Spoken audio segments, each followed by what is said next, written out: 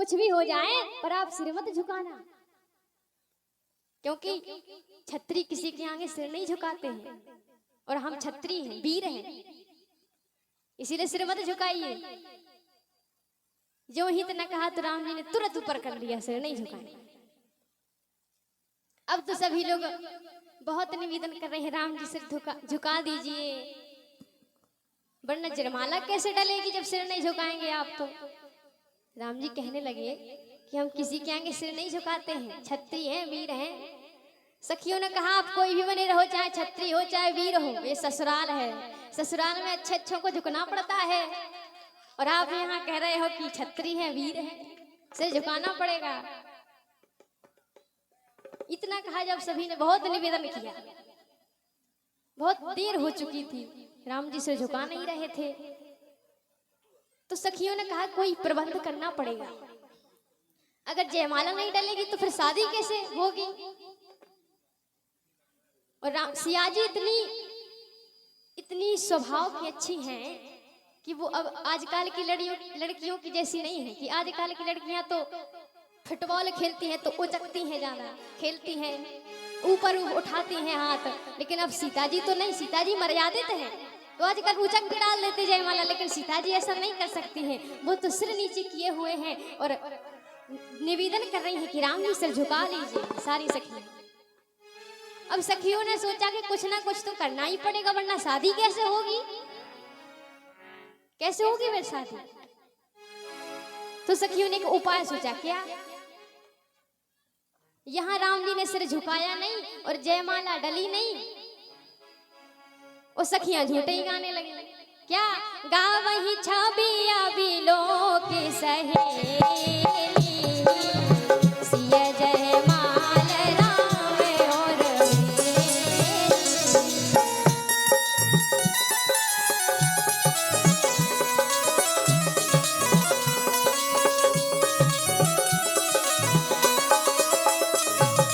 होगा वही छबिया बिलो के सहेली,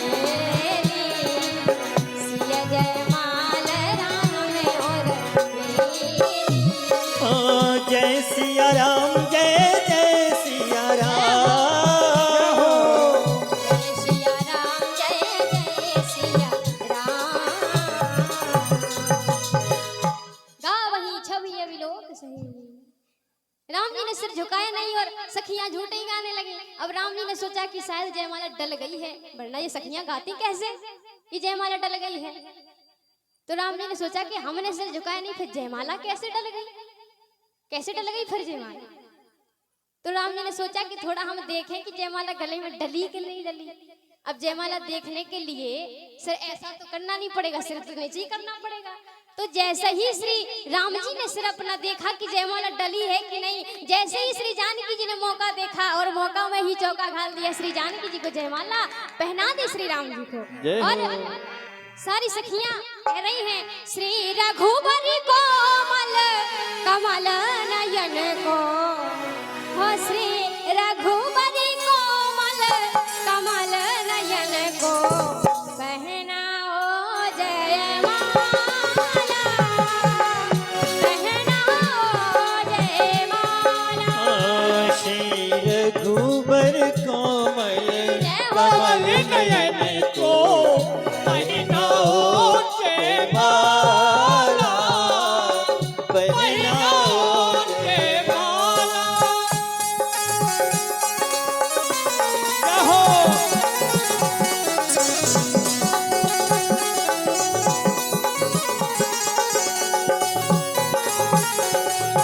और यह पुण्य मुहूर्त सुरही नय अवसर, यह पुण्य मुहूर्त सुरही न अवसर, फिर नहीं आना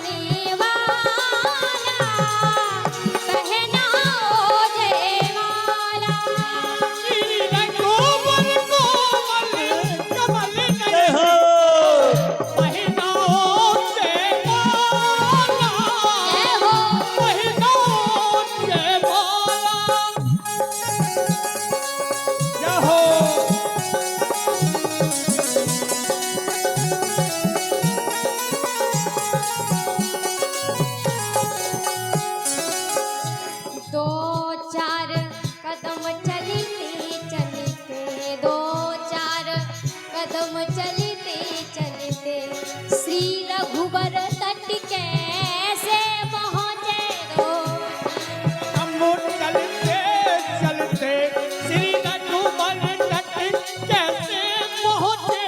दो चार कदम चलते चलते श्री रघुबर तट कैसे पहुँचे। हम छुरी मुरी के वल्लभ हुए सिमटे सिमटे सकुचे सकुचे सिमटे सिमटे सकुचे सकुचे। यह राम चकित चित वे सीता को यही राम चकित चित वे सीता को अद्भुत रूप निहारा कहना जय माला। श्री रघुबर कमल नयन को पहिनाओ जयमाला, पहिनाओ जयमाला। श्री रघुबरी कोमल कमल नयन को पहनाओ जयमाला पहनाओ जयमाला। रघुबर कोमल कमल नयन को पहिनाओ जयमाला, पहिनाओ जयमाला। हो पहनाओ जयमाला। श्री जानकी जी ने जयमाला डाल दी। जय हो। सभी कहने लगे धन्य है श्री राम जी, धन्य है श्री जानकी जी। जयकारा होने लगी श्री राम जी की, श्री जानकी जी की। और ज्यों ही जब सुना कि धन्य है श्री राम जी, धन्य है श्री जानकी जी, तो जनकपुर वाली सखियां कहने लगी कि ना धन्य है श्री राम जी, ना धन्य है श्री जानकी। धन्य तो हम लोग हैं जो हमने तुम्हारी जयमाला डलवा दी। वरना ठाड़े रहते ऐसे ही देखते रहते कि कब जयमाला डले। धन्य तो हम हैं, आप नहीं हो। हम सब सकल सुकृत की राशि भय जब जनकपुर वासी। हम हैं धन्य, आप लोग नहीं हो धन्य। इसीलिए अपनी जयकारा मत लगाएं, हमारी लगाओ जयकारा। श्री जानकी जी से सखियां कहने लगी, जयमाला डल गई। अब तो जनकपुर वाले अवधवासियों को गाली देने लगे। जैसे गारी गाते हैं ना, बुंदेलखंड भाषा में कहते हैं गारी। सभी लोग और बहुत सारे गीत गा रहे हैं, बधाइयां दे रहे हैं। राम जी को विवाह हो गया है। हमारे राम जी इतने सरल हैं कि किसी के कहने से ही वो तो जो चाहे करने लगते हैं। बहुत सरल है राम जी। हमारे राम जी बहुत सरल हैं, क्योंकि ऐसे हैं मेरे राम, ऐसे हैं मेरे राम, ऐसे हैं मेरे राम, ऐसे हैं मेरे राम, ऐसे हैं मेरे राम, ऐसे हैं मेरे राम।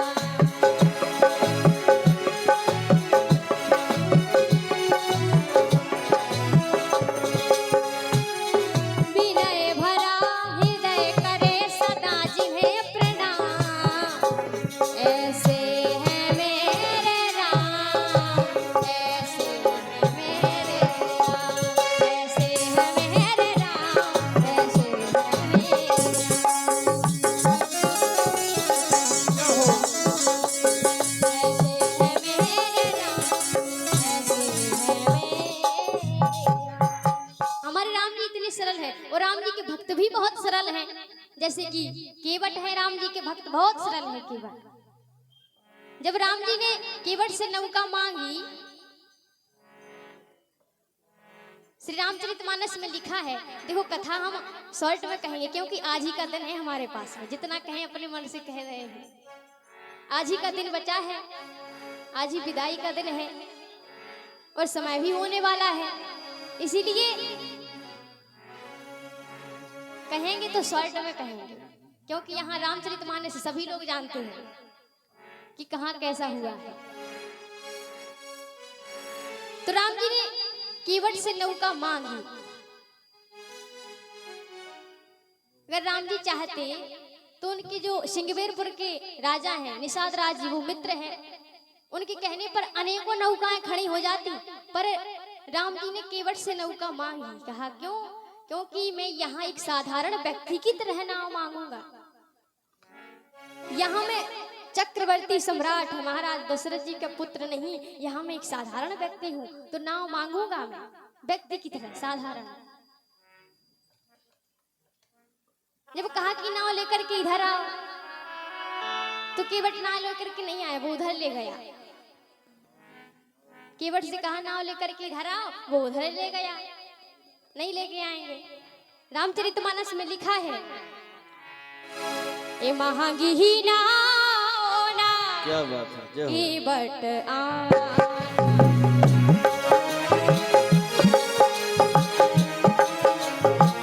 जय हो। ये महंगी ही नाव ना, केवट आना। माही नाव ना केवट आना। हो मांगी ना,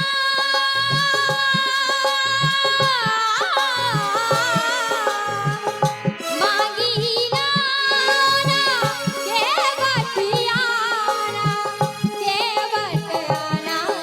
जय हो। महंगी ना ना, केवट आना। जय सिया राम, जय जय सिया राम।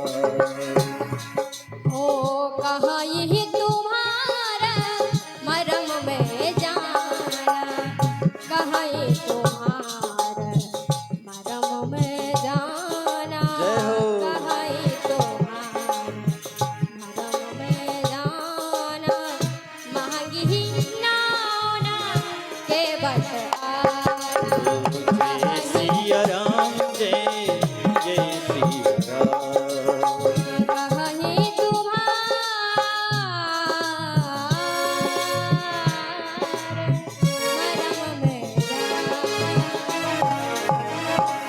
कहीं तुम्हारे मरम में जाना।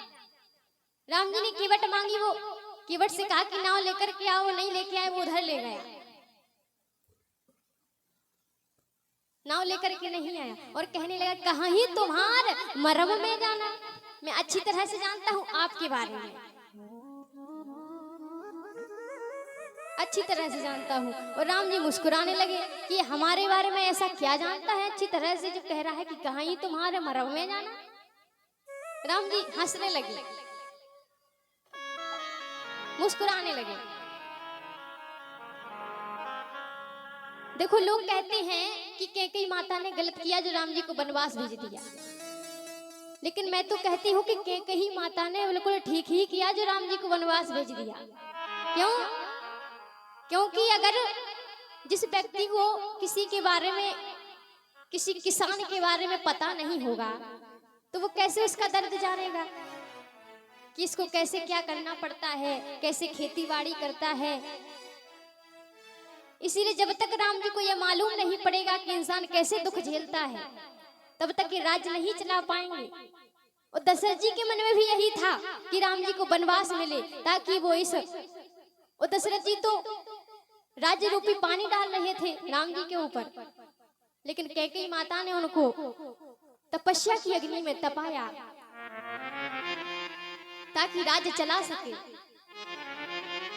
जैसे कच्चा घड़ा हो और उसमें पानी भर दिया जाए तो वो ठहरेगा थोड़ी, फूट जाएगा घड़ा, तब तक पकेगा नहीं, तब तक उसमें पानी ठहरेगा नहीं। लोग तो यही कहेंगे कि घड़ा तो बना ही पानी के लिए है, लेकिन जब तक आग में पकेगा नहीं तब तक वो ठहरेगा नहीं। इसीलिए राम जी को वन भेजा, तपस्या में तपाया ताकि वो सबके दुख जान सके। इसीलिए क्योंकि कैकेयी माता ने कहा कि राम जी आप जब तक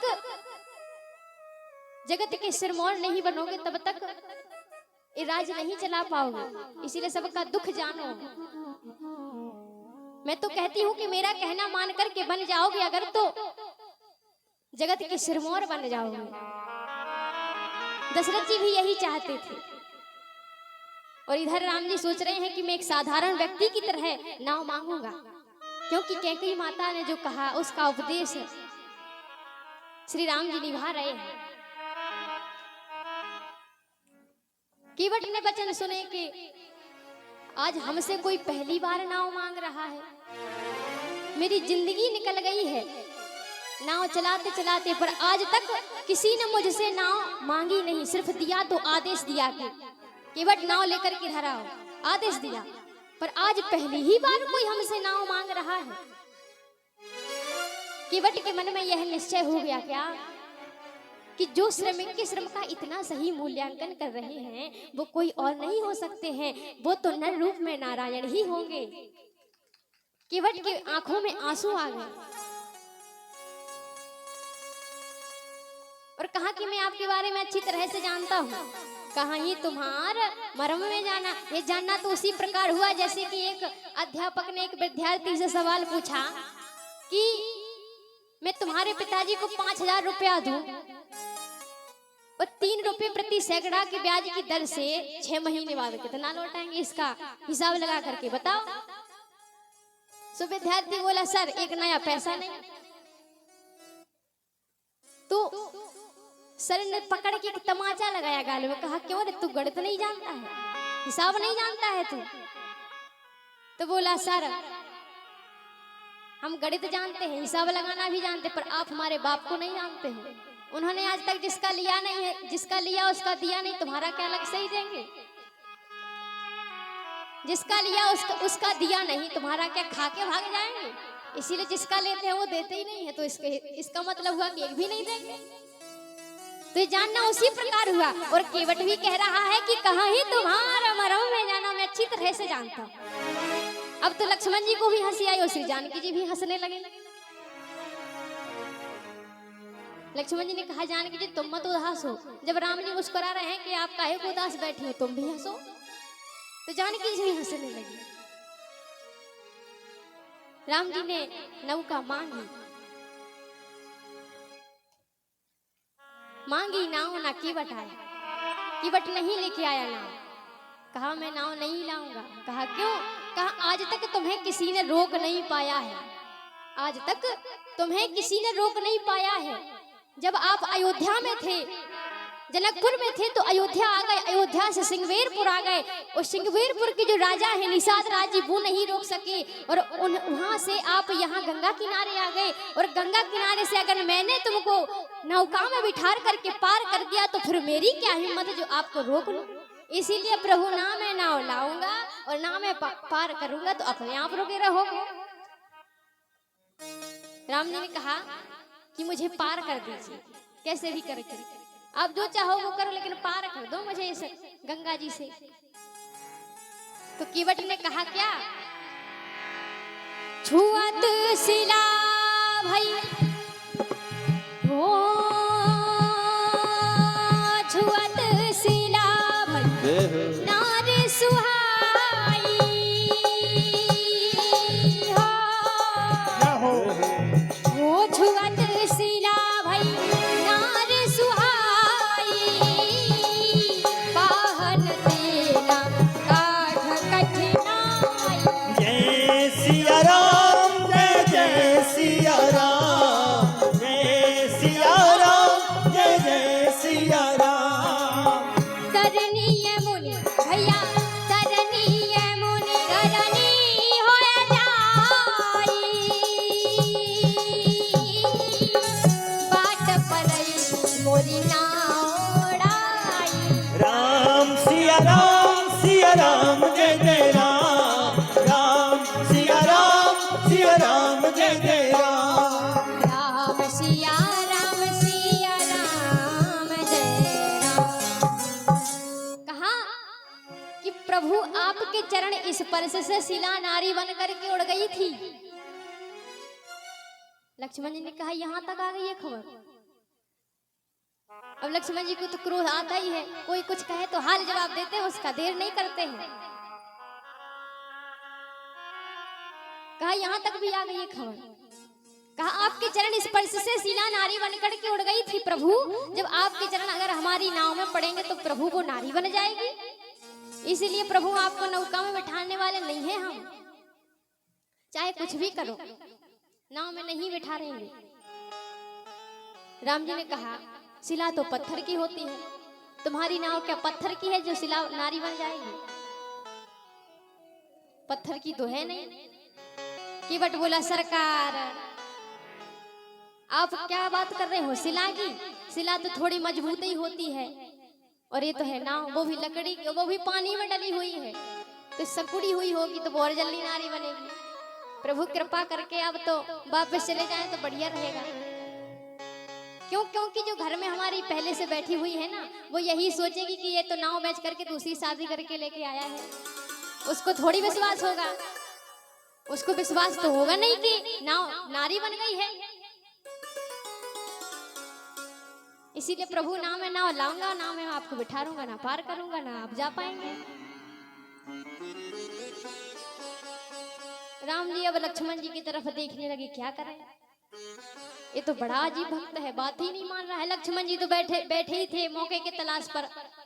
तो लक्ष्मण जी ने कहा प्रभु आपके जितने भक्त हैं वो सब ऐसा ही है, कोई कहना नहीं मानता है आपका। कहा क्यों? यही है केवट जो कहना नहीं मान रहा है। लक्ष्मण जी ने कहा पहले वो कहना नहीं मान रहे थे, जो कह रहे थे कि आप अयोध्या वापस लौट जाओ। सुमंत जी कहना नहीं मान रहे हो, इधर आपके भैया केवट कहना नहीं मान रहे हैं। तो इसका मतलब तो यही हुआ कि जो कहना ना माने वही आपके भक्त हैं। राम जी ने कहा सुनो लक्ष्मण, कहा कि ये बताओ, जब हम यात्रा की शुरुआत में जब हमें माँ ने जब बन दिया तो आप लोगों के लिए तो वनवास था नहीं, वनवास तो केवल मुझे ही था। तापस वेश विशेष उदासी 14 वर्ष राम वनवासी, सिर्फ मुझे ही वनवास था, न जानकी जी को भी था न तुम्हें था। तो तुम लोगों ने मेरा कहना माना, मैंने कहा था यही रुको, तो बोले नहीं माना। तो कहा ऐसे ये लोग भी कहना नहीं मान रहे हैं। मुझे तभी विश्वास हो गया था कि अगर घर के ही लोग कहना ना माने, जब शुरुआत में यही हालत है तो फिर आगे चल के तो सारी यही हालत हुई, कोई भी कहना नहीं मानेगा। क्योंकि अगर किसी दुकानदारी की सवेरे से उधारी हो जाए तो वो तो ये कहता है कि आज तो सगुन बिगड़ गया है, भैया दिन भर उधारी से गुजरना पड़ेगा। तो हमारा सगुन सवेरे ही बिगड़ गया था, आप लोगों ने कहना माना नहीं। तो ये केवट भी नहीं मान रहा है, ना सुमंत जी ने माना, कोई कहना नहीं मानेगा। और आप लोगों ने कहना क्यों नहीं माना? क्यों? क्योंकि प्रेम के कारण कहना नहीं माना। आप लोगों को मेरे प्रति प्रेम है, इसीलिए कहना नहीं माना। लक्ष्मण जी ने कहा अच्छा चलो हम में प्रेम है, लेकिन केवट में तो दिख ही नहीं रहा है प्रेम। वो तो सीधा सीधा बोल रहा है कि वापस जाओ, आपको हम नहीं पार करने वाले। और केवट में कौन सा प्रेम है ऐसा? लक्ष्मण जी से कहा, राम जी कहने लगे कि देखो केवट के अंदर प्रेम का दर्शन है, प्रदर्शन नहीं है। दर्शन है जो कर पाए दर्शन, केवट के भाव को देखो, दर्शन है। राम जी प्रेम का दर्शन कर रहे हैं। लक्ष्मण जी ने कहा ऐसा कैसा प्रेम, हमको तो दिखाई नहीं रहा है, कहाँ है प्रेम? राम जी ने कहा ऐसा प्रेम नहीं जैसा हम लोगों का होता है। कैसा प्रेम? कि भैया जो कोई ही मिले उससे ही कहे आप तो हमें प्राणों से अधिक प्रिय हो। अगर दूसरा मिल जाए तो उससे भी कहे महाराज आप तो प्राणों से अधिक प्रिय हो। दिन भर में कम से कम 10-25 लोगों को बोल देंगे आप तो प्राणों से प्रिय हो। वो तो ये कहो कि महाराज ये प्राण देवता सुन के नाराज नहीं होते हैं, वरना कहेंगे कि अगर हमसे ही अगर प्राण से प्यारे ये है तो इन्हीं को रखो, हम जाते हैं। कोई नहीं कहेगा फिर कि प्राणों से प्रिय हो। इसीलिए केवट के अंदर प्रेम का प्रदर्शन नहीं है, दर्शन है। तभी केवट कह रहा है मेरा कहना नहीं मान रहा है। राम जी बहुत निवेदन करते हैं कि कोई और उपाय बताओ अगर हो तो। कहा एक उपाय है क्या? बोले यही गंगा जी के पास एक गली निकली है जहां पर गंगा जी थोड़ी है, कमर तक है, तो आप निकल जाओगे। राम जी ने कहा भाई रास्ता ठीक रहेगा, चलो बताओ हमको। केवट बोला सरकार आप तो बहुत अच्छा बोल रहे हैं कि यही अभी हमारे किराया बिवाने वाले हैं जो सौदा लेते हैं। जैसे कि दुकान पे से कोई सौदा लो तो गिराक आते हैं तो कहीं जाता है, वो तो दुकान ही में बैठेगा। इसीलिए अभी हमारे आने वाले हैं, जो नाव में बैठने वाले हैं, वो आएंगे, उनको हम पार करेंगे। और अभी आप कह रहे हो कि छोड़ दो, तो वो नहीं आएंगे तो फिर हम कैसे पार कर पाएंगे? मेरे पैसे भी नहीं आ पाएंगे, किराया खर्चा कैसे चलेगा? प्रभु आप शाम तक ठहरिए, और शाम तक ठहरेंगे तो आपको हम पार कर देंगे, शाम के वहां से निकलवा देंगे। राम जी ने कहा इससे अच्छा तो नाव ही से जाएंगे हम, चाहे कुछ भी करो। तो कहाँ ठहरेंगे? यहाँ साथ में श्री जानकी जी भी हैं, उनको कहाँ ठहराएंगे? यहाँ तो जगह भी नहीं है। केवट मना कर रहा है कि मैं नाव लेकर के नहीं आऊंगा। केवट श्री राम जी ने कहा कोई उपाय हो तो बताओ।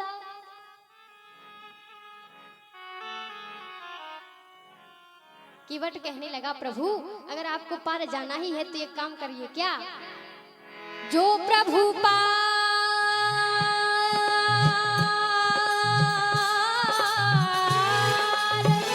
जो प्रभु पार अबसिगा चाहूं, मोहि पद पदों पखारन कहाऊं। ओम सिया राम जय जय राम सिया राम जय जय राम। ओ जो प्रभु पार अबसिगा चाहूं, मोहि पद पदों पखारन कहाऊं। क्या हो जो प्रभु पार अवश्य चाहूं, तो मोहे पद पदों में पखार न कहूं। अगर आप पार जाना ही चाहते हो तो अपने चरण पादुका धोवा लीजिए, चरण धोवा लीजिए हमसे, और बिना चरण धोने बिना हम आपको जाने नहीं देंगे। और आप सोच रहे हो कि आपको उतराई देनी पड़ेगी, तो उतराई भी नहीं लेंगे, उतराई भी नहीं लेंगे। लक्ष्मण जी ने कहा इसका कोई प्रमाण है कि आप उतराई नहीं लोगे? कहा मोहे राम राउर आन दशरथ सपत सब साची कहो।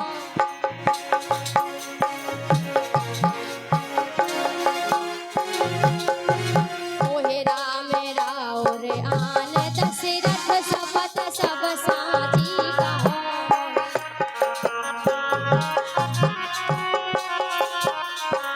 आप सोच रहे हो कि उतराई ले, लेकिन उतराई भी नहीं लेंगे।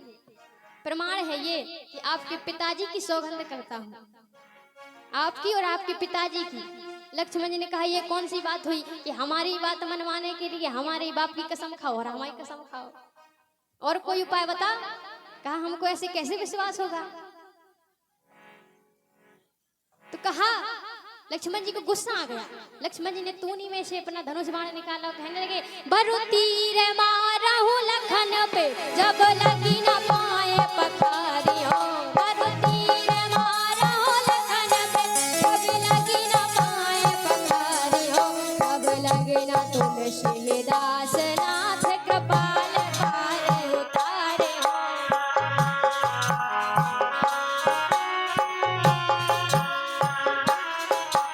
कृपाल पार उतारे।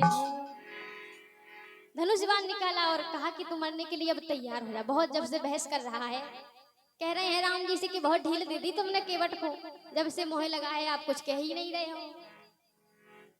लक्ष्मण जी ने धनुष बाण निकाला, कहा मरने के लिए तैयार हो जा। लक्ष्मण जी ने जो ही कहा तो केवट बोला सरकार चलाइए बाण, इससे अच्छा क्या नहीं होगा, चलाइए तू बाण, और हमारा और सौभाग्य माना जाएगा। कि लक्ष्मण जी ने कहा कैसा सौभाग्य? कहा अभी थोड़ी मालूम चलेगा, जब मर जाएंगे तो जांच होगी तो उसमें आएगा कि मैं सौभाग्यशाली हूं। कैसे? क्योंकि जब कोई मर जाता है बिना कारण के तो उसकी तलाश ही होती है कि किस कारण मरा, किसने मारा इसको, क्यों मरा, और तो जांच करने वाले आएंगे। तो उसमें नाम किसका आएगा? तुम्हारे भैया राम जी का, कि राम जी ने कहे कि लक्ष्मण जी से बाण मारा और मर गया केवट। तो बदनामी किसकी होगी? तुम्हारे परिवार की बदनामी होगी, तुम्हारे परिवार की डिटेल सारी लिखी जाएगी प्रभु। और मरा किस कारण हो? तो मैं तो निवेदन कर रहा था कि चरण धोवा लीजिए, और खिस खताव पर मरा। कहने लगा चरण धोने के लिए मसला हुआ था, चरण नहीं धोवा रहे थे, तो आपके घर की पूरी डिटेल दी जाएगी, तो प्रभु आपकी बदनामी होगी। लक्ष्मण जी कहने लगे बदनामी करवाने थोड़ी आए हैं यहाँ, हाल अपना बन धनुष बाण तूनी में रख लिया। बोले नहीं मारे, नहीं मारे। और राम जी कह रहे हैं कि केवट जब आपको चरण धोना है तो धो, मुझसे क्या कहवाना। ऐसे तो हजारों ने चरण धो लिए, लाखों ने, तुम भी धो लीजिए, मना थोड़ी करूंगा मैं तुम्हें। केवट बोला सरकार सीधा सीधा कहिए कि चरण धो लीजिए, यहाँ मैं पढ़ा लिखा नहीं हूँ, अनपढ़ आदमी हूँ, कहो कि चरण धो लीजिए। और कहा कि लाखों ने चरण धोए होंगे तो उन्होंने अपनी अटकी पर धोए होंगे, उनकी खुद की विधि होगी तब धोए होंगे। और यहाँ हमारी नहीं विधि है, यहाँ आपकी विधि, आपको पार जाना है तो आप ही कहो हमसे कि चरण धो पार करो। इसलिए जब तक कहोगे नहीं तब तक चरण धोने वाले नहीं है। यहाँ गर्ज हमारी नहीं है, गर्ज आपकी है, आपको पार जाना है, आप कहिए तभी पार करेंगे हम। केवट प्रसंग की एक ही चौपाई है, जो हो प्रभु पार, जो प्रभु पार अवश्य चाहूं, जो प्रभु पार अवश्य चाहूं, मोहे बहदे पदू में पखारन का।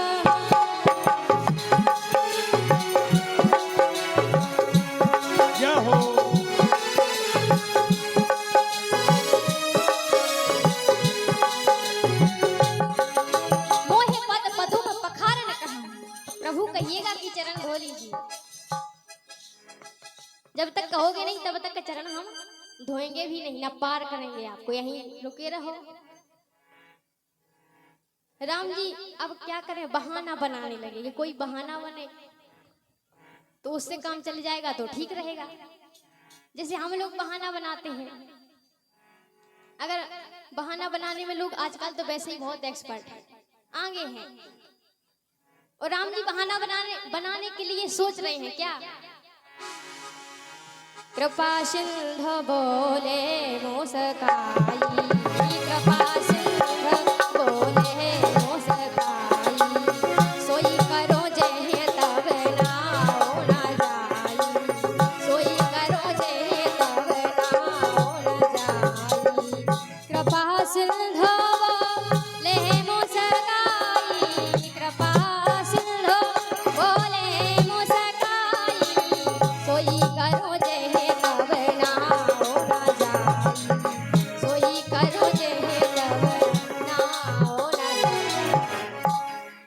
सोई करो, जो आपको करना हो करो। राम जी से केवट ने कहा सीधा सीधा कहो कि चरण धो लो, सीधा सीधा कहो, चरण धोने के लिए कहो, जब तक कहोगे नहीं तब तक पार भी नहीं करेंगे हम।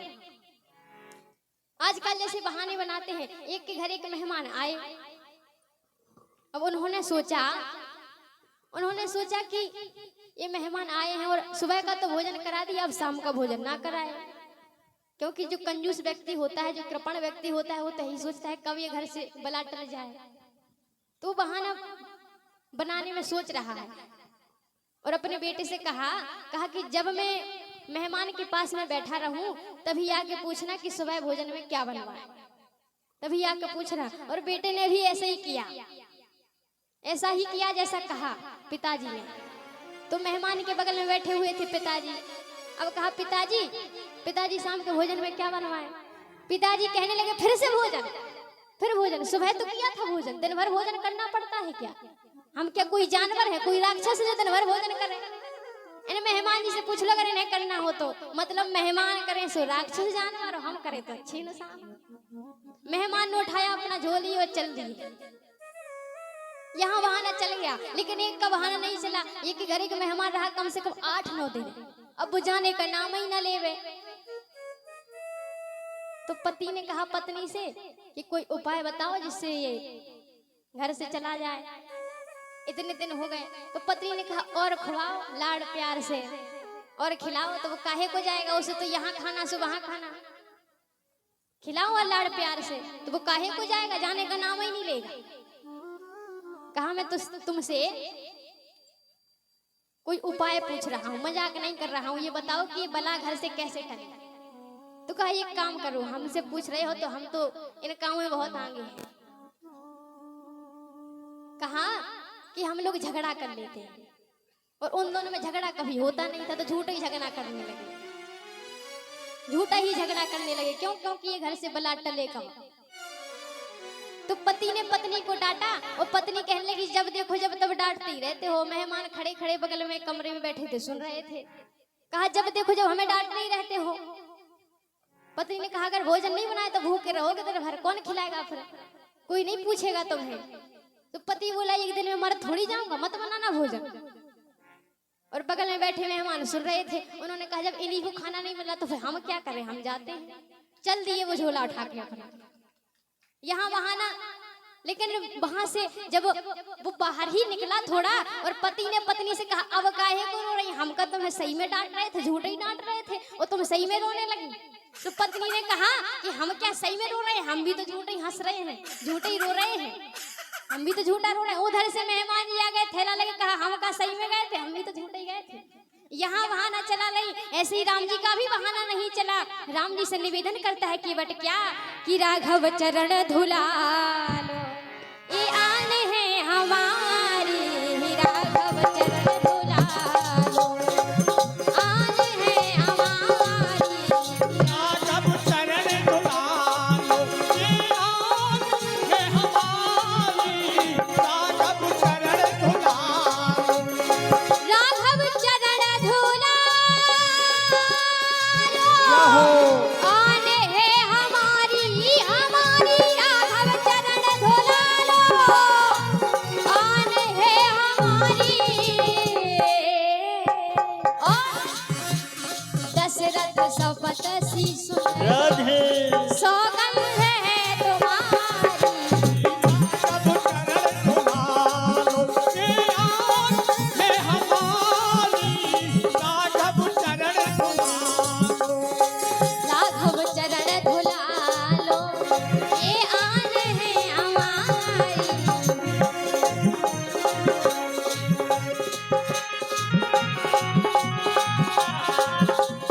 और ये बट कह रहा है भैया लखन तुम्हारे छोर ही चढ़ा रहे हैं, भैया लखन तुम्हारे छोर ही चढ़ा रहे हैं, सारण के इशारे पर मुझको डरा रहे हैं, सारण के इशारे पर मुझको डरा रहे हैं। और चलने की यहाँ एक भी डपट डाट है, अरे क्योंकि ये अयोध्या नहीं गंगा का घाट है, क्योंकि ये अयोध्या नहीं गंगा का घाट है। राघव चरण धुला आने हमारी, राघव चरण धुलालो, आन है हमारी, राघव चरण धुलालो, ये आन है हमारी। कहा राघव चरण धुला लीजिए, ये आन है हमारी, चरण धुला लीजिए। लक्ष्मण जी से लक्ष्मण जी ने केवट से कहा कि आप कह रहे हो कि उतराई नहीं लोगे, अगर उस पार जाके आप अगर मचल गए कि हमें उतराई चाहिए तो क्या देंगे हम। तो केवट ने कहा लक्ष्मण भैया हमारे वचन तुम्हारे बाण जैसे नहीं है, जो चढ़ भी जाता है और रख भी जाता है, जो कह दिया सो कह दिया,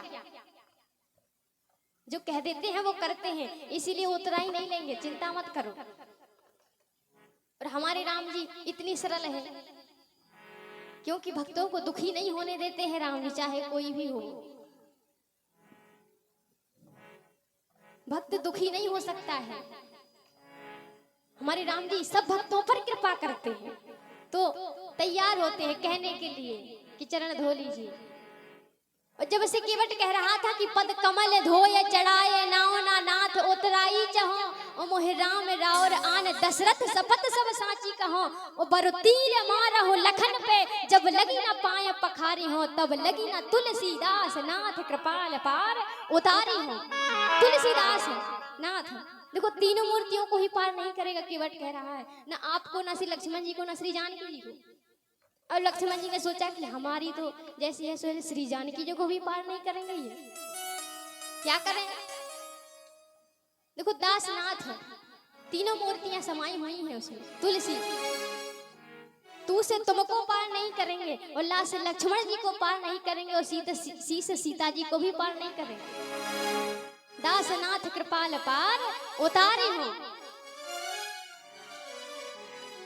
और जब से केवट कह रहा है कि पद कमल धोए चढ़ाए नाव नाथ उतराई चाहो, पद कमल चरण कमल पदुम, इतनी अच्छी से बात कर रहा है। जो ही जब लक्ष्मण जी ने अपना बाण उठाया तो उन्हीं में से धनुष निकाला, बाण धनुष निकाला, तो फिर कहने लगा क्या, जब लगी ना बाएं पखारेंगे। जब से तो अच्छे से बात कर रहा था, फिर कहने लगा पाएं चरण कमल, क्योंकि जब डरने लगा केवट, डरने लगा तो पाएं कहने लगा, क्योंकि लोग कितना भी अपनी बोली बोले अच्छे से सुधारें, क्योंकि जब गांव का व्यक्ति हो तो उसकी गांव की भाषा निकल ही आती है।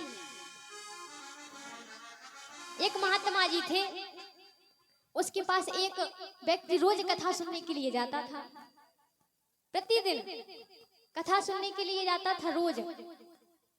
एक दिन उसने कहा कि हमारे घर पर चलिए, और हमारी बूढ़ी माता है वो चलने में असमर्थ है, चल नहीं पाती हैं, तो आप उनको दर्शन दे दीजिए। महात्मा जी ने कहा चलो ठीक है चलते हैं, चलेंगे। तो एक दिन गए वो।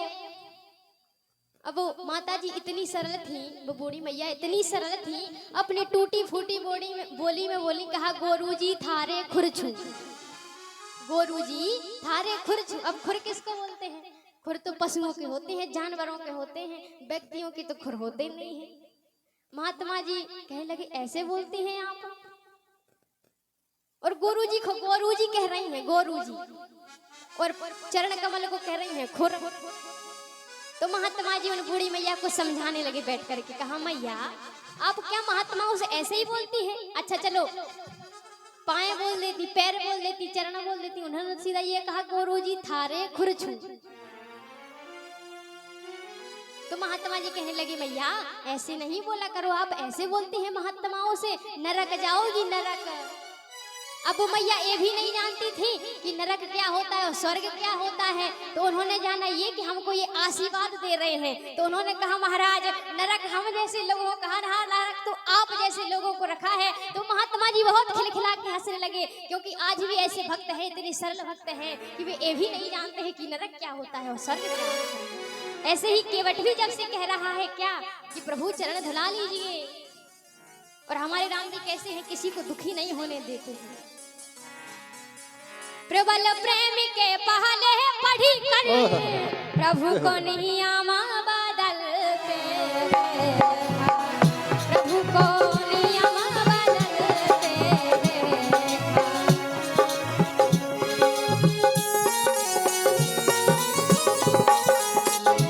ओ प्रबल प्रेम के पाले पड़ते, प्रभु को नियम बदलते।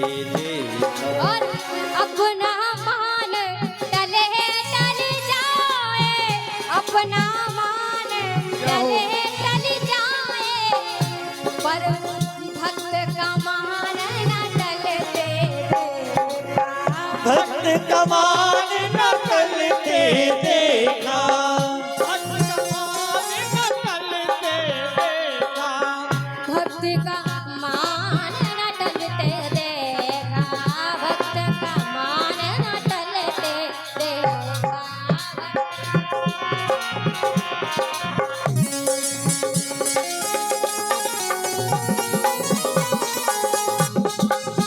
क्या हो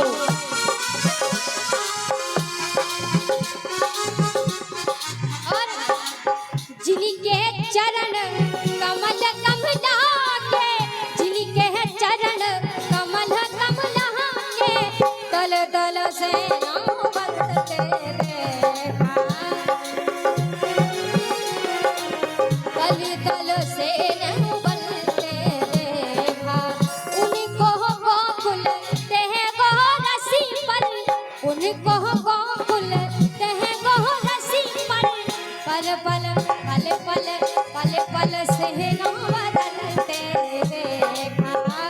कोई से न बदलती देखा। प्रबल प्रेम के पहले पढ़कर प्रभु को नियम बदलते देखा। भगवान ने कह दिया क्या? भगवान कहने लगे जाइएगा चरण धो लीजिए और कहा देवयानी जल पाए पखारो हो तो विलंब उतारो हो तो विलंब उतारो केवट राम रजा यश पावा केवट राम रजा यश पावा पानी कठोता भर ले आवा पानी कठोता भर ले आवा। जय सिया राम जय जय सिया राम जय सिया राम जय सिया राम। देवयानी जल पाए पखारो होत विलंब उतारा पारो केवट राम रजा यश पावा पानी कठौता भर ले आया। भगवान के चरण धोने लगे। एक 10 मिनट और सभी लोग बैठे रहे। आज अंतिम दिन की कथा है। 10 मिनट का समय आप लोग और दें।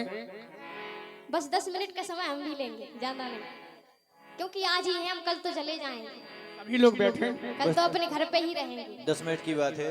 दीदी बैठ जाइए, चाची बैठ जाओ, बस 10 मिनट की बात है। भगवान ने कहा तो केवट चरण धोने लगे। अब राम जी ने कहा कि अब तो पार कर दीजिए हमें। कहा अभी नहीं करेंगे। कहा क्यों? क्यों जो पहले आता है उसी को पार करते हैं पहले नंबर से। और पहले कौन आया था? देखो केवट कितना चालू है, केवट भगवान को कितना हंसा रहा है और राम जी भी हंस रहे हैं। कहा अभी नहीं करेंगे पार। कहा क्यों? कहा पहले हम अपने पूर्वजों को पार करेंगे। पूर्वज दो केवट ने अपने पूरे परिवार को पार किया है, पूर्वजों को भी पार कर दिया है, जो हमारे पूर्वज हैं। क्योंकि ब्रह्मा जी के पूर्वजों का जो उद्धार होना था तो ब्रह्मा जी के कमंडल से गंगा जी निकली थी और यहाँ आज हमारे कठौता से गंगा जी का उद्धार हुआ है।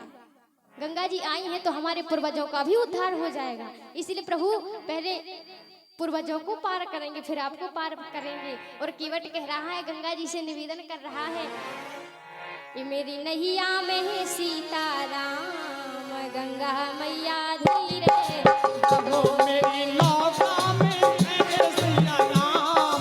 गंगा मैया धीरे चलो। मेरी नैया में है, ओ मेरी नैया में लक्ष्मण राम गंगा मैया धीरे वो मेरी नैया में लक्ष्मण राम गंगा मैया धीरे चलो।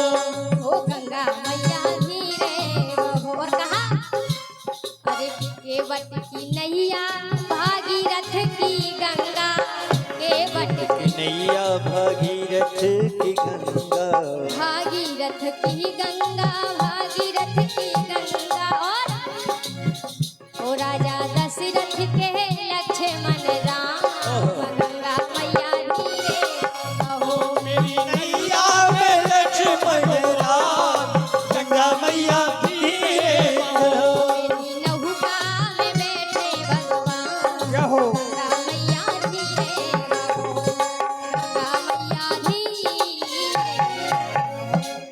उस पार किया तो राम जी ने कहा, दो आप सभी को पहले बता दिया था कि शॉर्ट में कथा कर रहे हैं, अगर बीच में छोड़ रहे हैं क्योंकि आज ही का दिन है इसीलिए पूरी करना है।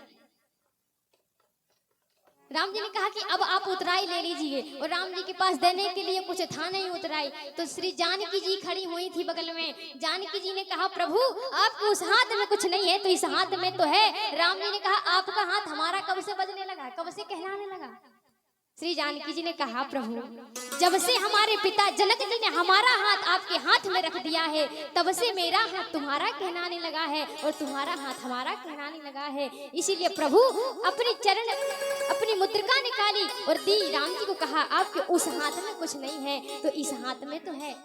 आजकल की माताओं से कहें कि अपनी ये चीज दे दीजिए, उतार करके देना है किसी को तो नहीं देंगी, कहेंगे सब कुछ तो लुटा दिया है, ये भी और लुटा दो, लो पकड़ो, अपना नाम ऊंचा करेंगे नहीं। पर श्री जानकी जी कहती हैं पिए ही की सी जान नहारी मन मुंदरी मन मुदित उतारी। मुद्रिका उतार करके दे दी, कहीं प्रभु ये दे दीजिए।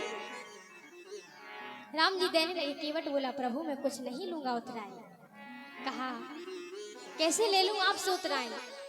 कहा मल्लाह कभी मल्लाहों से मल्लाह ही नहीं लेते भैया।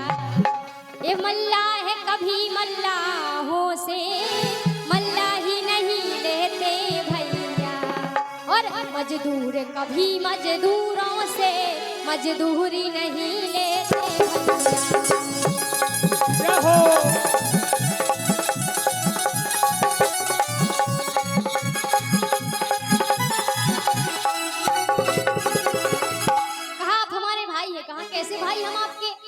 आपका काम है इस संसार से पार करना और हमारा काम है इस गंगा जी से पार करना, इसीलिए हम दोनों भाई भाई हुए। और कहा कि अगर तुम देना ही चाहते हो तो केवट कह रहा है कि नाथ आज मैं कहा न पावा, मिटे दोष दुखदार तावा, तो हमें सब कुछ मिल गया है। अगर तुम देना ही चाहते हो तो एक चीज दो। क्या? कि अपने खोरड़ी समझते हो, अपने खोरड़ी समझते हो तो ऋण भी वही चुका देना।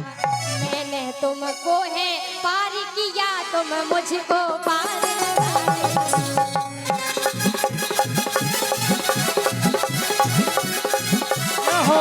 मैंने तुमको है पार किया, तुम मुझको पार लगा देना। कहा मैंने आपको पार किया है, आप मुझे संसार से पार कर देना जरूर। इसीलिए प्रभु आपसे उतराई नहीं लेंगे, हम उतराई नहीं ले सकते हैं।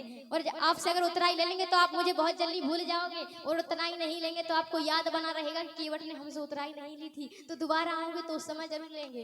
कहा फिरती बार मोहे जो कछु देवा, फिरती बार मोहे जो कछु देवा, सो प्रसाद में सिर धर देगा, सो प्रसाद में सिर धर देगा, सो प्रसाद में सिर धर देगा, सो प्रसाद में सिर धर देगा। अब की बार जो भी देंगे हम ले लेंगे। सियावर रामचंद्र भगवान की जय हो, श्री हनुमान जी महाराज की जय हो। देखो आज विदाई का समय है हमारा, आज कथा का अंतिम दिवस है। इसीलिए आप सभी से जो कुछ भी गलतियां हुई हो हमसे 4 दिन में तो माफ करना। इसीलिए एक विदाई गीत आप सभी के सामने। हो पहली ही नगर के वासी सदा खुश रहना, पहली ही नगर के वासी सदा खुश रहना। गलती हुई हो जो मुझे माफ करना।